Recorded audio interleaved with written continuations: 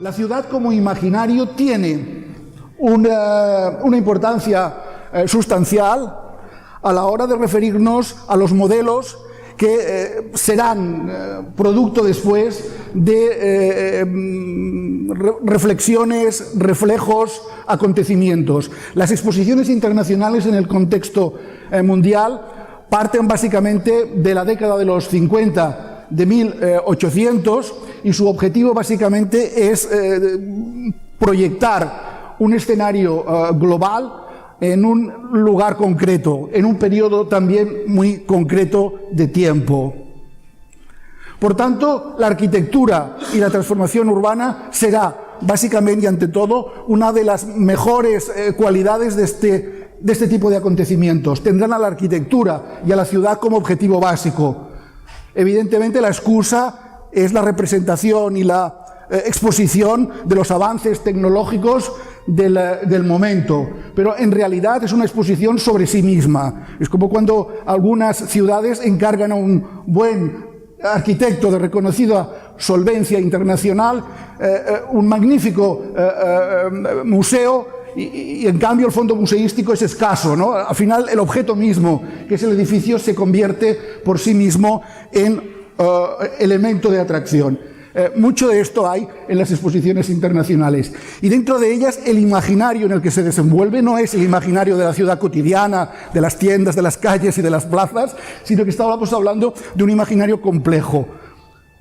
Vemos dentro de este imaginario una imagen trucada de la exposición de Sevilla de 1929, que coincide con la que se produce en la ciudad de Barcelona. Son dos exposiciones paralelas, recogida en una película de la saga de la Guerra de las Galaxias. Evidentemente estamos hablando de una prefiguración sobre otra prefiguración, pero es interesante hasta qué punto estos elementos de futuro planteados tienen esta capacidad de enganchar, de transportarnos, de llevarnos a otro lugar, a otro sitio, a otro tiempo. Las exposiciones son esos, la base real en la que se mueven los protagonistas. Esta exposición de 1929 es al mismo tiempo la llegada a este espacio de otro planeta, de una galaxia, como dicen en las películas de la Guerra de las Galaxias,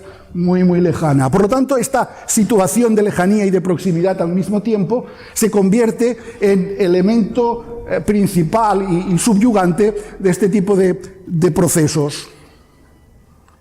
París será, junto a Londres, uno de estos lugares comunes, reiterados y repetitivos, donde a lo largo de más de un siglo se irán produciendo diferentes acontecimientos de exposiciones internacionales. La de París, y la saco aquí junto a la de Londres como mera enmarque de esta tipología de intervenciones urbanas, se produce en 1889, es decir, un año después de la de Barcelona de 1888, coincidiendo en el caso de París con el centenario de la Revolución Francesa.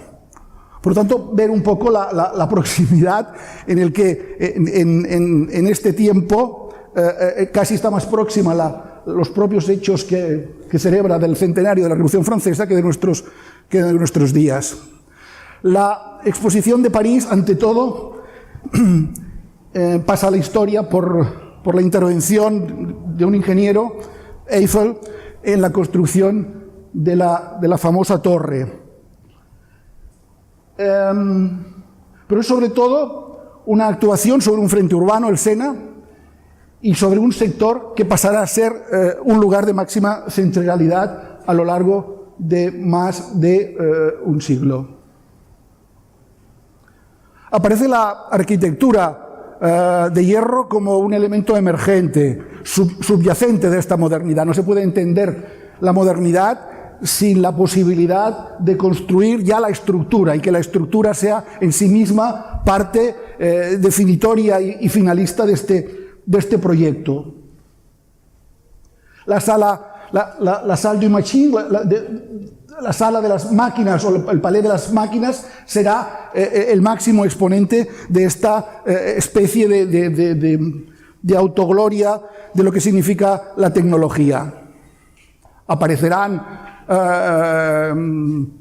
el ferrocarril elevado, como si se tratara de monorraíles, aparecerán le tapis rodant, las aceras móviles, es decir, toda una serie de elementos que después iremos aún todavía considerando parte de esta modernidad futura. Y junto a todo ello aparece también la parte, dijéramos, que viene de atrás, ¿no? El acompañamiento de la arquitectura y de la escultura como un elemento de Beaux-Arts que acompaña y quiere dignificar algo que todavía se entiende poco, a estas estructuras de hierro y cristal que prácticamente se someten a un juicio grave y severo por parte de la opinión pública.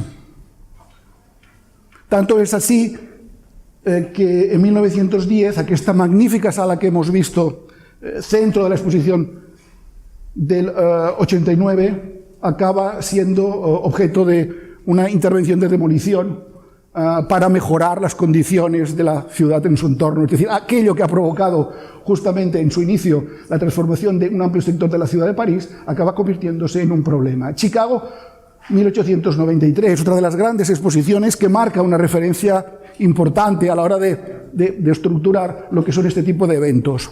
¿Por qué es importante?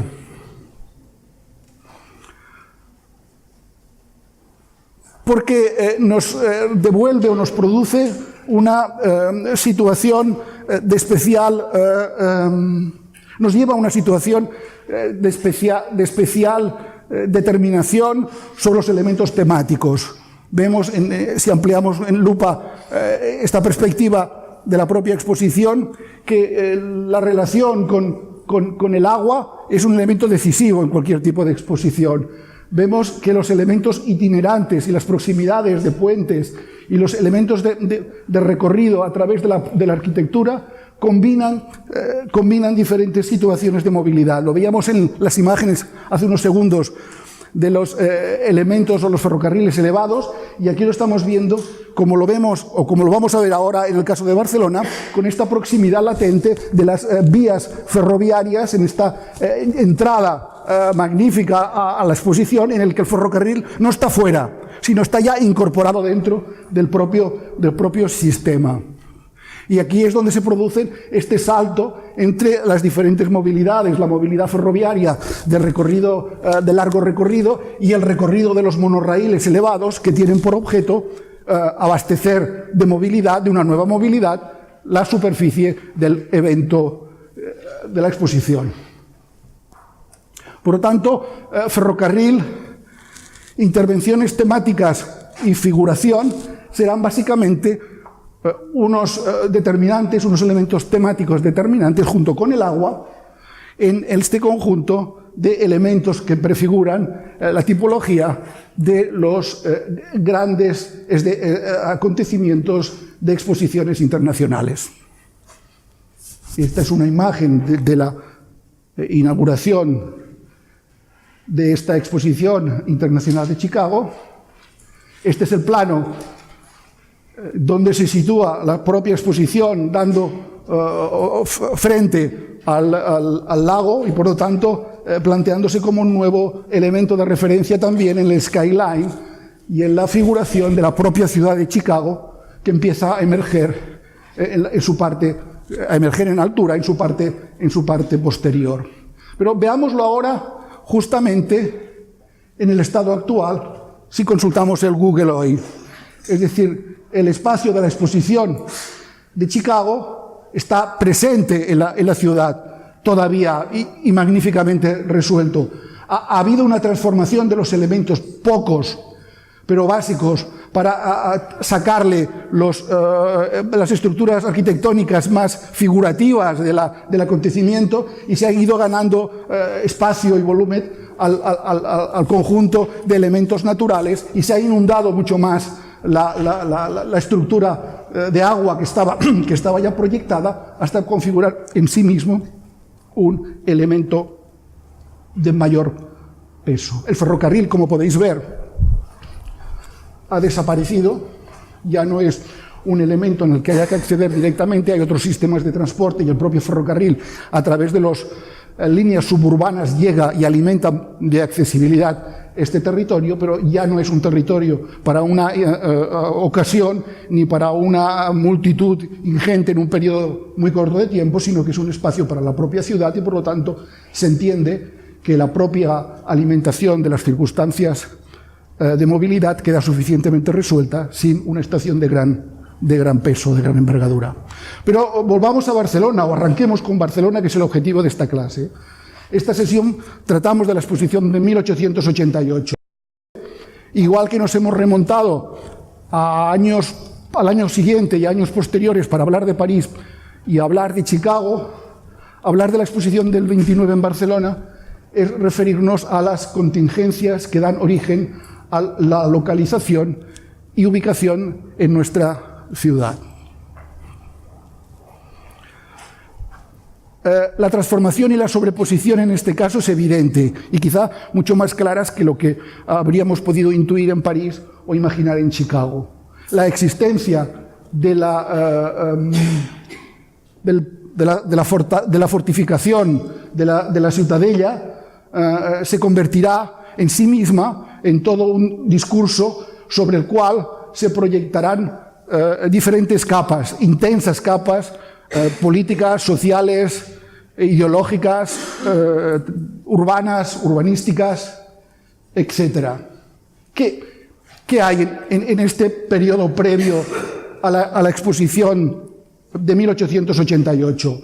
Hay una fortificación en forma de estrella que, como se ve en este plano original de la época, y como nos explicaba muy bien el día anterior Eulalia, se construye en base a una parte del barrio de la Ribera, poca cantidad de la trama, porque vemos la trama existente que se derroca, se derriba, está consumida o sobrepuesta a lo que es el recinto de la Ciutadella, pero sí todo lo que luego será este espacio de defensa alrededor y que acaba convirtiéndose en el primer espacio público de la ciudad de la Barcelona amurallada y posamurallada. Es decir, el primer espacio libre es justamente este espacio entre la Ciutadella y la ciudad, que es el que mayor espacio de vivienda consume en esta intervención de construcción de la propia Ciutadella. El autor es un militar importante en su momento, de origen belga, que será gobernador de la ciudad en un determinado periodo, Joris Prosper van Berbon, pero al mismo tiempo nos traslada esta cultura norteeuropea en la construcción de una parte de nuestra ciudad. Evidentemente, la Ciutadella es una infraestructura, si queremos decirlo en términos así genéricos, militar. Pero al mismo tiempo, este señor fue el que llevó a cabo el proyecto de construcción del primer barrio proyectado de la ciudad en época moderna, que es el barrio de la Barceloneta. El barrio de la Barceloneta es asimismo un proyecto realizado por este mismo personaje. Esto lo que vemos ahora son imágenes del antiguo Arsenal, hoy sede del Parlamento de Cataluña. En 1869 vemos un grabado que recoge justamente el derribo de la instalación militar ya fuera del uso anterior.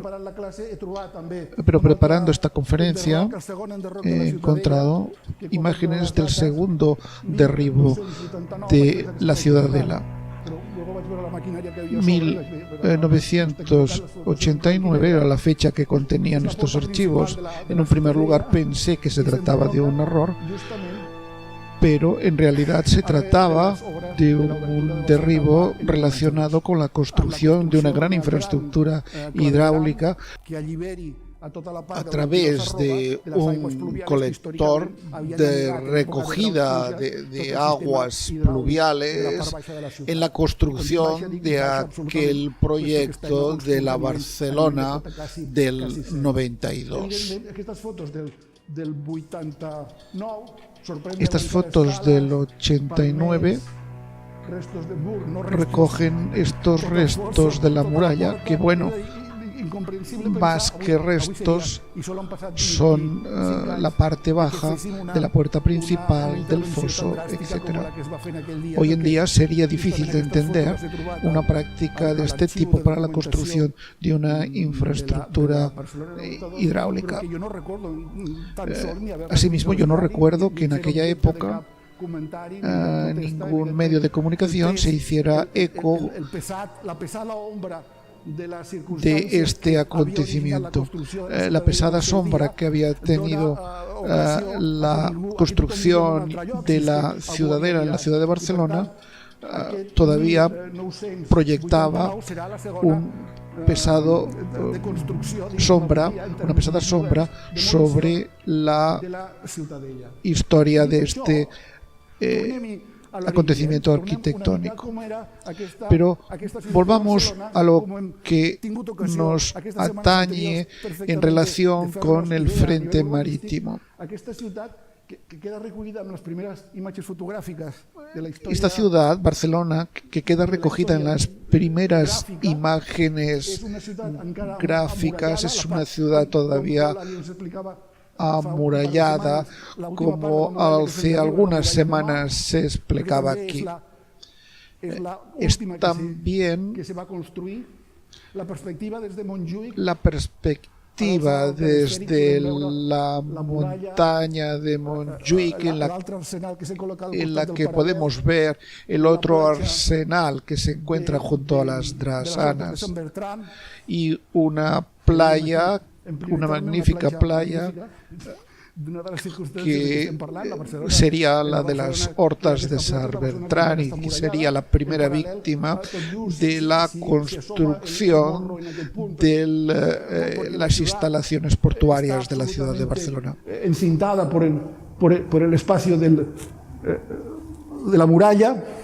La muralla es mucho más alta, como veíamos en aquellas secciones también, mucho más alta que la propia ciudad, y por lo tanto todo lo que ahora es el Paseo Colón está a nivel, la muralla está a un nivel de una segunda planta, por tanto os es muy fácil sumergiros en lo que estamos viendo aquí en 2D si habéis estado en alguna de las ciudades históricas atlánticas de Francia, como Saint-Malo, en el que precisamente se ve este efecto de la muralla sobre la costa, y la ciudad mucho más baja, es decir, la muralla sobresale mucho más que el nivel de las calles. ¿En qué ciudad se construye? ¿En qué legalidad? ¿En qué ámbito situacional se derriba y se construye el nuevo proyecto para la ciudadela?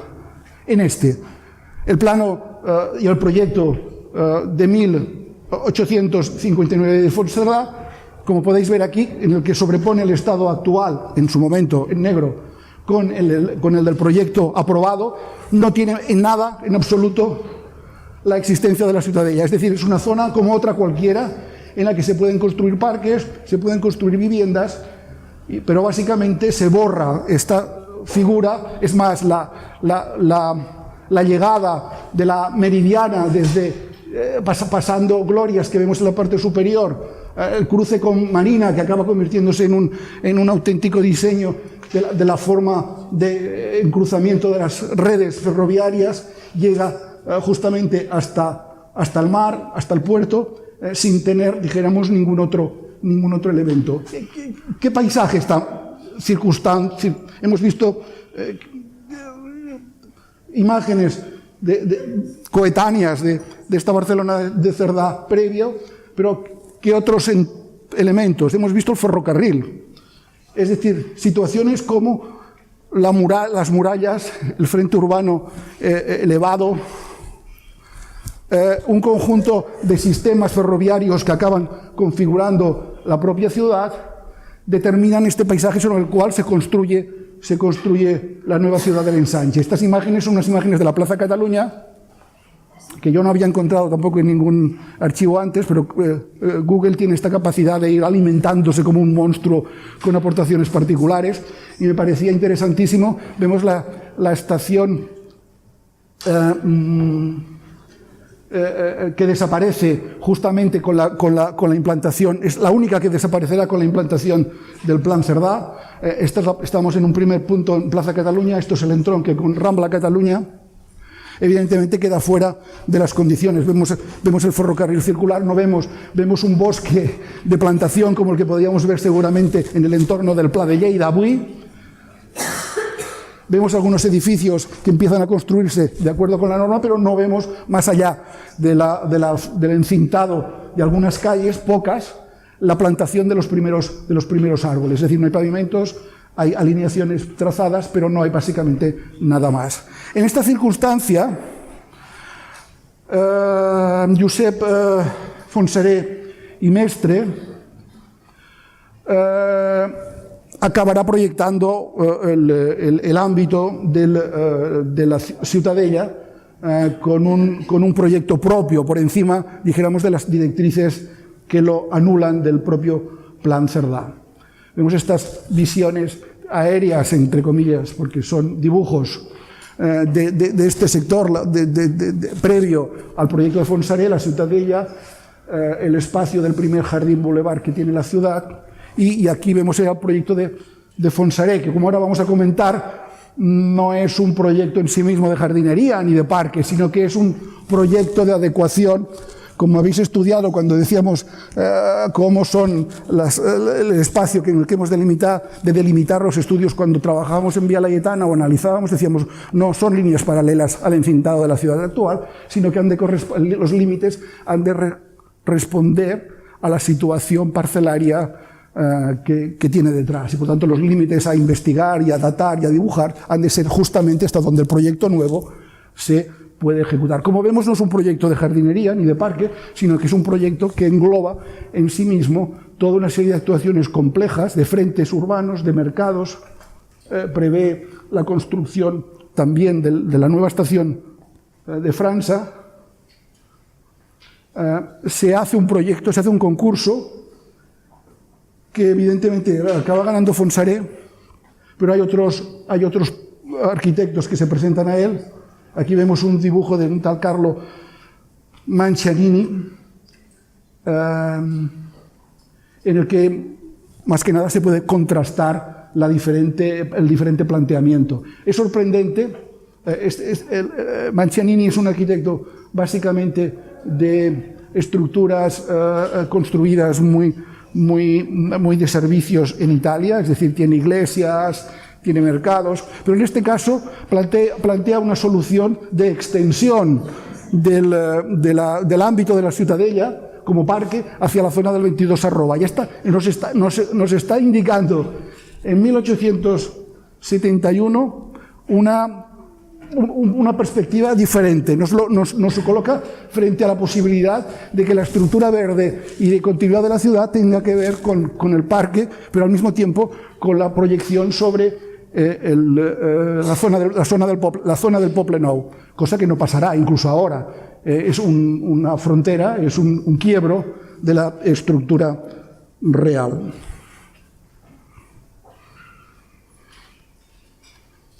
Esta exposición de 1888, por tanto, tiene que ver mucho, básicamente, con la forma de la estructura subyacente de la antigua fortaleza, pero sobre todo integra un sistema nuevo que es la adecuación de los elementos arquitectónicos en torno y urbanísticos en torno a este espacio. Por lo tanto, en unos casos completará la trama Cerdà, que es la que está vigente, en otros casos la reinterpretará y la acabará deformando y la haciendo de otra manera, pero básicamente introduce dos cosas que son fundamentales. Yo que diría que tendríais que quedar con ellas en la cabeza, es decir, No estamos hablando de un elemento decorativo desde el punto de vista de la arquitectura o la jardinería, sino que estamos hablando de una operación estratégica. ¿Por qué digo estratégica? Porque introduce el ferrocarril como un elemento de proximidad, plantea la renovación y la construcción de una nueva estación físicamente, es decir, la realización de otra arquitectura, plantea la conexión con la línea de mar y, por lo tanto, la exposición llegará justamente hasta Bar, como veíamos en la de Chicago, de una manera más tímida. Evidentemente, no tiene la envergadura ni la intensidad que la exposición de Chicago que veíamos hace un momento, pero sí que construirá las bases de conexión de verticalidad a través del Passeig de Sant Joan. El Passeig de Sant Joan se convierte por primera vez en un elemento decisivo, básico, de la nueva ordenación de este ensanche. Primero porque lo ha previsto Cerdá, en este caso, sí que es verdad. Es una avenida, es una calle, es un salón, es un paseo mucho mayor que las calles adyacentes. Y Cerdá no dibuja calles de diferente medida gratuitamente. Es decir, que cuando lo hace porque son diagonales o porque es la Gran Vía. ¿Por qué lo hace en el Passeig de Sant Joan? Porque son estos elementos de tangencia que tanto estarán integrados en el pensamiento de Cerdá. La verticalidad del Passeig de Sant Joan, la verticalidad y tangencia del carrer Urgell y la horizontalidad y tangencia de la Gran Vía. Es decir, esta H, que también cuando no hay aquí el plano, pero tirar de memoria y plantearos cómo el plan Cerdá al mismo tiempo plantea la renovación de la ciudad antigua, lo hace construyendo una H, dos vías verticales y una horizontal, de las cuales solo se construirá una vertical, que todos habéis visto, que es Vía Laietana. Si podéis ver, lo primero que ven de la exposición, y estos son imágenes gráficas de su propio hoy diríamos difusión y venta, tiene que ver con esta arquitectura y por lo tanto con objetos arquitectónicos. Incluso hasta la representación tiene mucho más que ver con nuestra metodología o maneras de grafiar, ¿no? que la manera más noucentista. Es decir, es un display de ventanas en las cuales casi podemos permitirnos, casi que estamos tentados a coger el mouse y mover cada una de ellas para poderlas ver tridimensionalmente. Bueno, en este caso no se puede, salvo que alguno de vosotros en algún momento esté tentado a hacer este trabajo de restitución 3D. Es prácticamente y básicamente una estructura urbanística en la que colaborarán los mejores arquitectos de la época. En Puig i Cadafalch será uno de los grandes artífices de esta nueva arquitectura, de los modernos, de los emergentes. Pero fijaros, y voy a hacer especial atención en aquellas obras de carácter menor, porque quizá las otras las conocemos más, que son como más anónimas. Estamos hablando de los cuarteles. La Ciutadella era una estructura militar que pasa a ser otra cosa, pasa a ser un parque, revierte en la ciudad. Pero al mismo tiempo el uso o la actividad que se desarrolla ya, que es dar cobijo a la tropa, se traslada a unos solares adyacentes.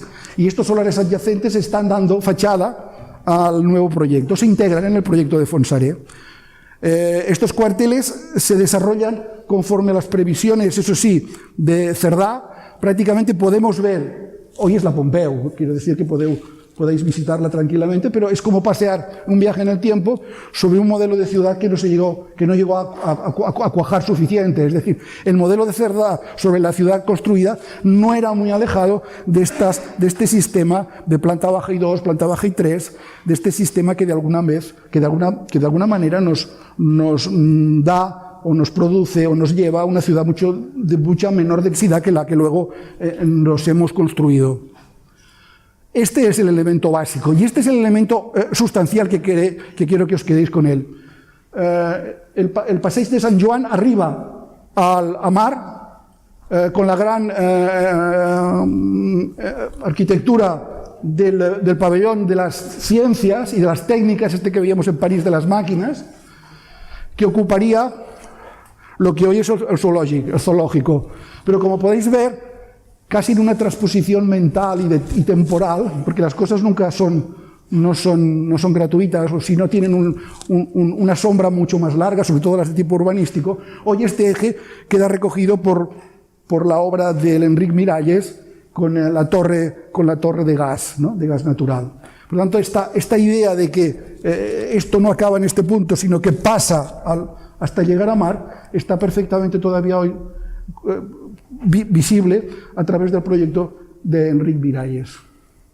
Estamos hablando de una época en que lo moderno tiene una acepción que es unismo, el modernismo. El modernismo tiende a llenarlo todo de mucho detalle, de muchos elementos. El Palau de la Música, otra obra de Puig, es justamente todo eso a lo que aspira la ciudad en la nueva arquitectura.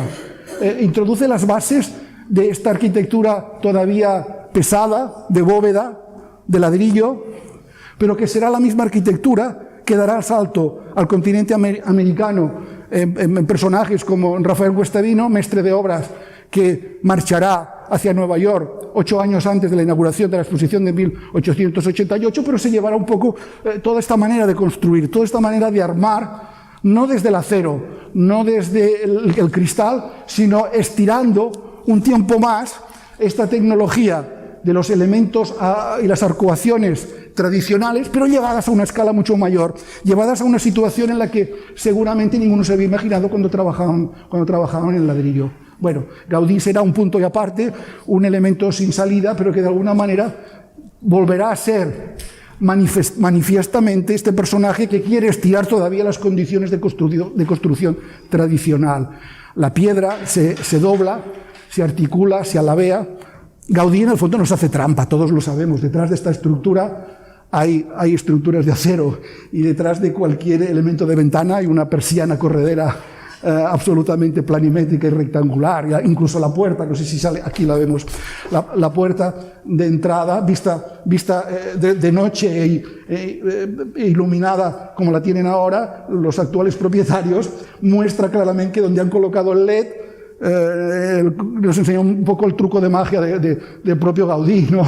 Vemos un rectángulo, es justamente donde baja la persiana para que en los momentos de máxima ebullición política y social se pueda bajar y por lo tanto queden seguros sus habitantes detrás de esta magnífica pieza arquitectónica. Pero no es de Gaudí que venimos a hablar, aunque también, porque Gaudí no será ajeno a la exposición de 1888. La exposición del 88 es esto, bueno, son fotos de hace 2 días, buscando un poco entrecortar la imagen para que no salieran las actuaciones reivindicativas y demás que estaban ocupando el espacio inferior de la arcuación, no porque no me interesara, sino porque lo que intentaba mostrar es este tiempo en el que estamos hablando hoy. Rius-i-Taulet tiene un gran monumento al final, o a la entrada del propio Parque de la Ciutadella, al final del Salón Luis Companys hoy, que de alguna manera ejemplifica esta manera de pensar y programar. Fonsareno construye el parque, decíamos, construye ciudad, hará posible estas alineaciones, este tipo de proyectos, es decir, está construyendo urbanismo, está haciendo urbanismo, está planteando la nueva construcción de la ciudad ferroviaria, la nueva estación ferroviaria de França.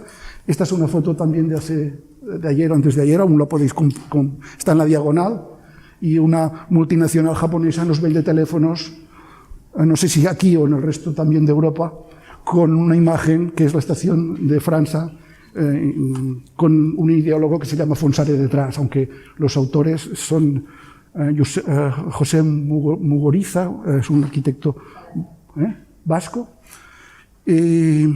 bueno, y lo que nos está de alguna manera es completando el imaginario que veíamos al principio de la clase con una arquitectura que aún todavía hoy sirve para conectar públicos diversos en entornos globales. Esta estación, que lamentablemente, como vemos en estas imágenes, está absolutamente... Una estación que se renovó en el 92, una magnífica exposición donde María lo explicaba varias semanas se producían acontecimientos de todo tipo, porque la intensidad de tráfico ferroviario aquí es prácticamente muy baja y por lo tanto se alquilaban, se hacían fiestas, se hacían cenas, etcétera, etcétera. Pero aparte de estos elementos, lo que ha habido es una decadencia física que, en todo caso, como estamos hablando hoy, ahora y aquí, vale la pena, ya que nos movemos en esta ciudad, que no nos quedemos solamente con los grabados hechos en tinta, sino que de alguna manera nos demos cuenta de que la Guerra de las Galaxias que veíamos en aquella imagen de la exposición de Sevilla del 29 tiene mucho que ver con esta especie de estrella de la muerte en destrucción, que es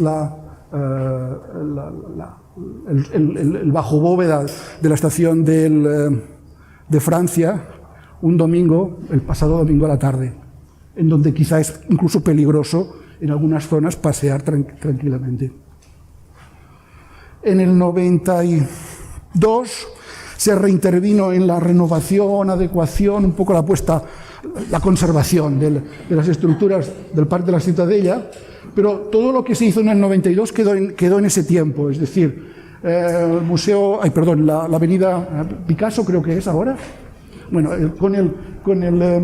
la frontera con la Ciutadella, la frontera con el Born, se intervino haciendo adecuadamente unas cosas mínimas, pero suficientes para entender que se tenía que readecuar este espacio como elemento de conversión, pero justamente estos mismos espacios que salen y que son el eje horizontal y vertebrador, porque hemos hablado del vertical, Passeig de Sant Joan, pero el horizontal, ¿qué? El horizontal es tanto o más importante, puesto que es el que conectaba con la muralla y que conectaba con la estructura monumental de la ciudad de Barcelona del 800.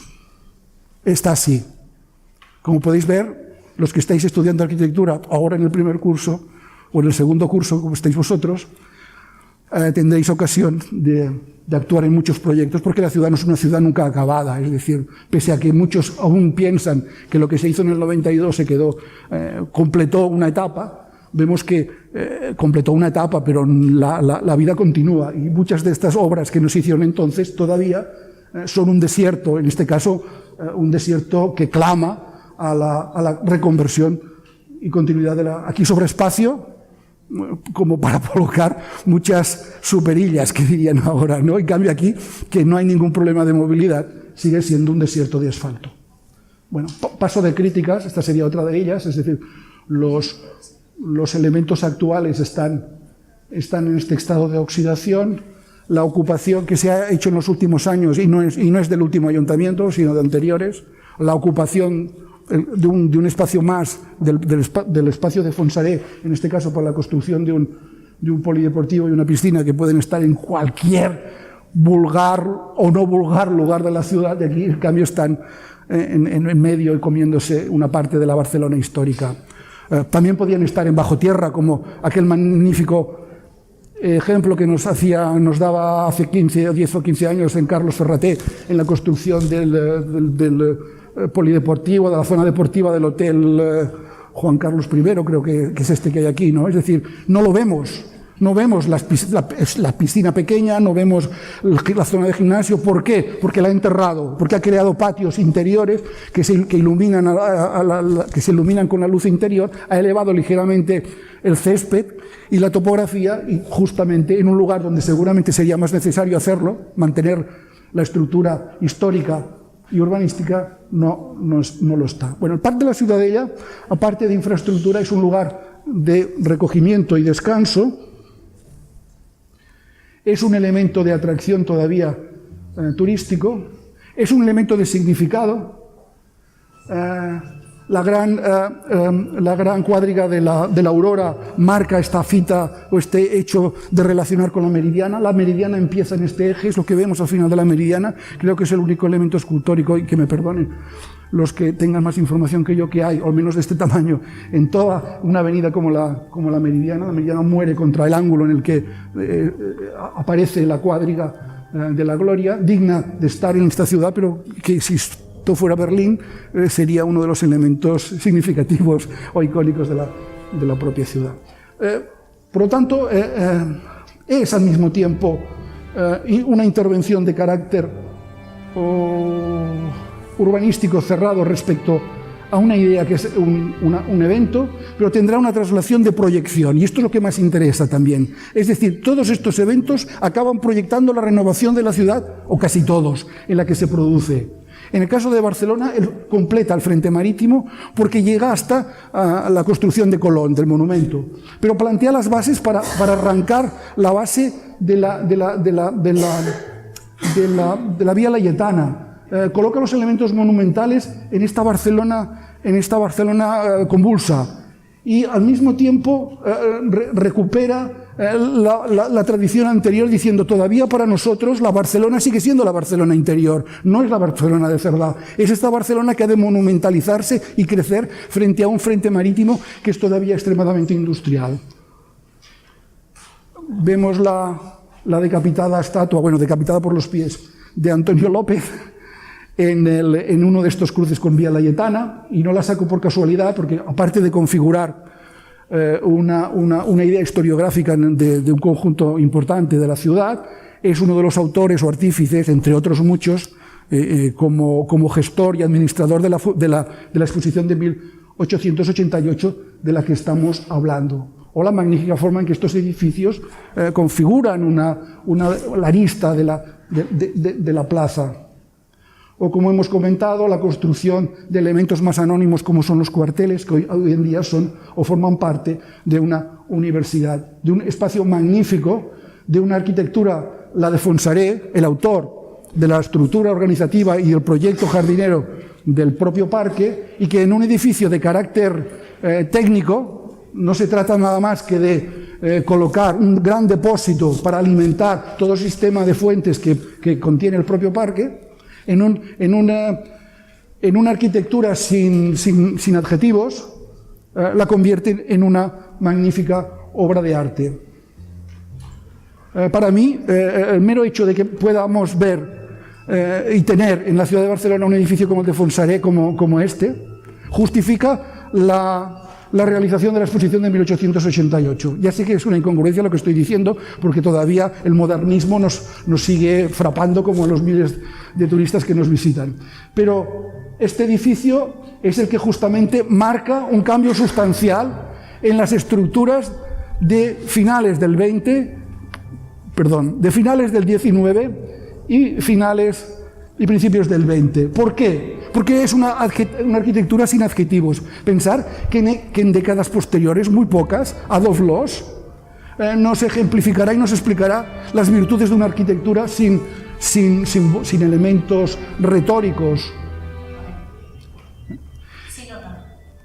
Ornamento y delito será una de sus obras fundamentales como elemento de texto de Adolf Loos. Pero es que estamos en un periodo hoffmanniano. Mientras se hace esto, Hoffmann está comenzando a dar forma arquitectónica a la arquitectura anterior. Todavía sigue trabajando y dibujando bocas de metro y puentes, infraestructura ferroviaria al estilo noucentista, pero lo hace ya desde una formalización técnica que se aproxima, que abre las puertas a lo que vendrá después, ¿no? Una arquitectura no adjetivada. Imaginaros la adjetivación y la no adjetivación, o la banalidad, que no hay que confundir. Esta es una foto del mismo día, esta es la parte nueva de la biblioteca, no tiene nada que ver con el edificio, está en el subterráneo del edificio adyacente, es la entrada de esta magnífica biblioteca, la que te obligan a entrar.